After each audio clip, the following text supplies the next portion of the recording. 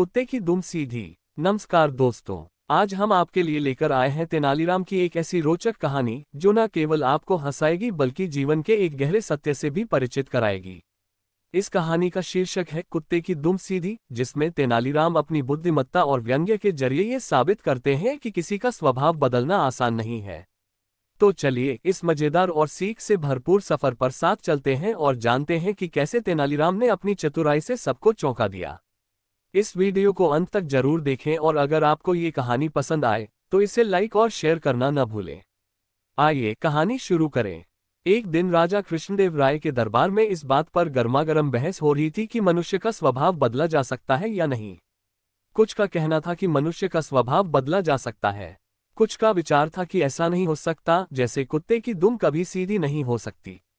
राजा को एक विनोद सूझा। उन्होंने कहा, बात यहाँ पहुंची कि अगर कुत्ते की दुम सीधी की जा सकती है तो मनुष्य का स्वभाव भी बदला जा सकता है, नहीं तो नहीं बदला जा सकता। राजा ने फिर विनोद को आगे बढ़ाने की सोची। बोले, ठीक है, आप लोग ये प्रयत्न करके देखिए।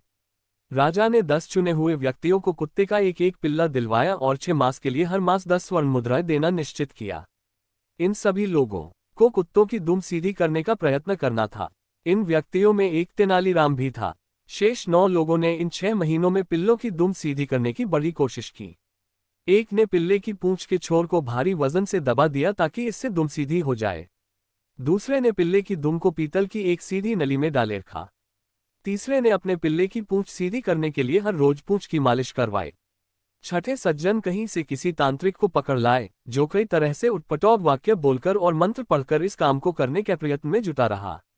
7वें सज्जन ने अपने पिल्ले की शल्य चिकित्सा यानी ऑपरेशन करवाया। 8वां व्यक्ति पिल्ले को सामने बिठाकर 6 मास तक प्रतिदिन उसे भाषण देता रहा कि पूंछ सीधी रखो भाई, सीधी रखो।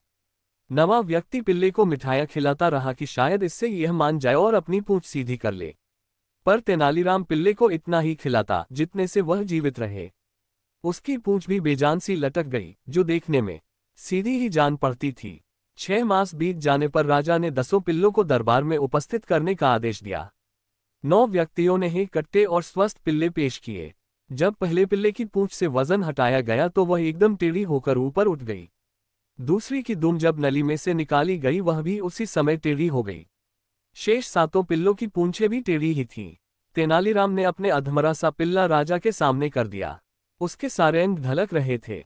तेनालीराम बोला, महाराज, मैंने कुत्ते की दुम सीधी कर दी है। दुष्ट कहीं के, राजा ने कहा, बेचारे निरीह पशु पर तुम्हें दया भी नहीं आई। तुमने तो इसे भूखा ही मार डाला। इसमें तो पूंछ हिलाने जितनी शक्ति भी नहीं है। महाराज, अगर आपने कहा होता कि इसे अच्छी तरह खिलाया पिलाया जाए तो मैं कोई कसर नहीं छोड़ता, पर आपका आदेश तो इसकी पूंछ को स्वभाव के विरुद्ध सीधा करने का था, जो इसे भूखा रखने से ही पूरा हो सकता था।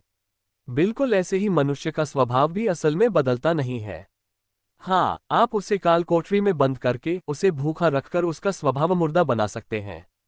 तो दोस्तों, ये थी राजा कृष्णदेव राय के दरबार की मनोरंजक कथा, जो हमें सिखाती है कि किसी का स्वभाव बदलना आसान नहीं है, ठीक वैसे ही जैसे कुत्ते की दुम सीधी नहीं हो सकती। तेनालीराम की समझदारी और बुद्धिमानी से यह सिद्ध हो गया कि स्वभाव को बदलने के बजाय हमें इसे समझने और स्वीकार करने की आवश्यकता है। आशा है कि आपको ये कहानी पसंद आई होगी और इससे आपको एक नई सीख मिली होगी। ऐसी ही मजेदार और ज्ञानवर्धक कहानियों के लिए हमारे चैनल को सब्सक्राइब करें और वीडियो को लाइक व शेयर करना न भूलें। धन्यवाद।